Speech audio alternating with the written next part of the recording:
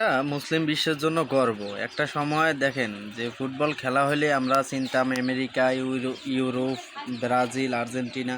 কিন্তু এখন ক্রমশই মুসলিম কান্ট্রিগুলা এই খেলার ভিতরে বেশি ইনভলভ হইতেছে, বেশি ফোকাস দিতেছে, বেশি আপনার যেই খেলার একটা আমেজ কিন্তু মুসলিম কান্ট্রি নিয়েই তৈরি হইতেছে দিন দিন। দেন 2026 সালে আইসা কিন্তু আপনার মুসলিম কান্ট্রির সংখ্যাটাই বেশি।